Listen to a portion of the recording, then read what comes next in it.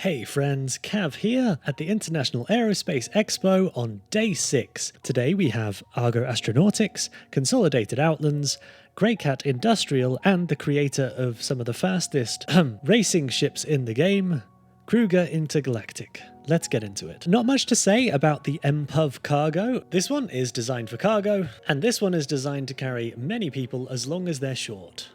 And in the centre of the room, we have Argo's larger vehicles. The Argo Mole is currently the largest mining vehicle in the game, designed for a crew of 3 or 4 to work together in order to crack larger rocks than you can with the Prospector. Its chunky industrial design reminds me a little bit of JCB or Tonka trucks. It has VTOL, a centre mining laser cabin, which is enclosed, and a mining cabin behind this armour, which is exposed to the elements. So it's important if you're mining on a hot planet, then you wear an appropriate suit. It has 8 12 SCU bags on the bottom for collecting your ores, and you can actually take these mining bags off and put them onto a Prospector to get 50% extra cargo capacity.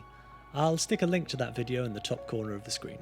It's accessed by an elevator, the external mole arms are accessed from this bottom floor, and the upper floor of the ship is accessed from a ladder on one side. It has a small mess hall for your crew, and the back of the ship has bunks for 4. I initially thought this was a mining and processing facility, but I think this just transfers all of the ores into the bags at the bottom. This ship does not have an onboard refinery, unlike the upcoming Arastra from RSI. The center laser is accessed from this ladder, which you can access quickly by dropping down. And the cabin seats 2. 4 crew is optimal for mining in a mole. However, if your pilot doesn't mind playing ladder simulator, you can access full power of the lasers with just 3 people. This is how I exit a mole 90% of the time.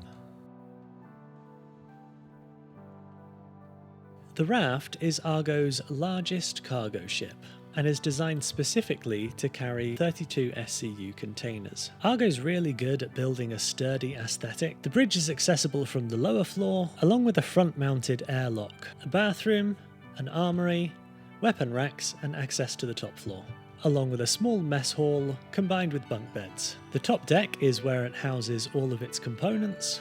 The rear of the ship is where you access the cranes, but this is currently non-functional. When players get the ability to pack their own 32 SCU containers, this may become a significantly more useful ship. The Argo SRV is the tow truck of the game. And for those of you who are interested in finding out more about this ship, check out my video in the top right hand corner where I take it for a slightly disastrous test drive. The P-52 and the P-72 are technically snub fighters, but they also happen to be the 2 fastest racing ships in the game right now. And although you can rent them here, they are very affordable in game, and if you're interested in getting into racing, these are the top tier ships. In this hall we have the Mustangs and the Consolidated Outlands Nomad. The Consolidated Outlands Nomad and the Mustang Alpha were both covered in my starter ship video, which I'll link at the top of the screen. The Delta is the military variant, and the Mustang Beta is the Pathfinder variant. Although the entry to the ship is the same as the standard Mustang, it does have the option Exit to Rear, in which you have a small amount of standing space to grab a drink, a pretty hard looking but functional bed, and a small kitchenette, and a bathroom. Unfortunately, it doesn't have an easy way to exit. As far as I know, you have to get into the pilot seat in order to be able to exit this ship. But the Mustang Beta manages to squeeze quite a lot into a relatively small frame.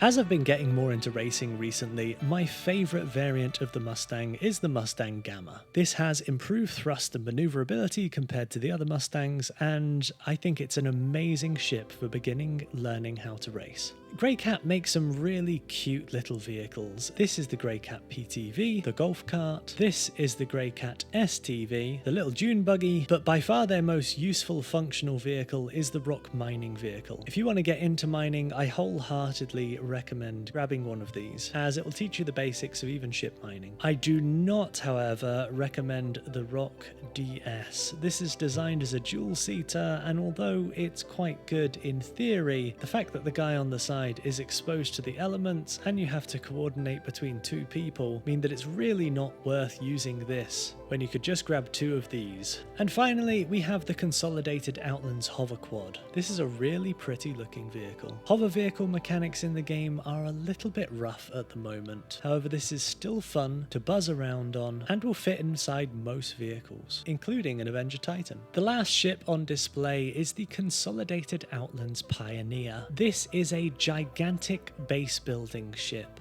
and CIG at the recent CitizenCon just gave us a brief glimpse of what to expect when it comes to base building. This ship will be able to deploy the largest base or habitat modules in the game, up to the size of extra large. This is a limited hull ship and may be available right now on the Pledge Store. In fact, let's pop onto the Pledge Store now and see what they have on offer. On RSI's website, as usual, you can check out all of the manufacturers and ships that we saw today, and for a limited time and in a limited number, it looks like the Pioneer may be available. The newest ship, the ARGO SRV, which has released this patch, is also available for sale. And the daily Warbond deal is the ARGO Mole, currently the largest mining ship in the game. And if you upgrade to the Mole, you can save yourself $20. Thanks for watching, everyone. Bye bye!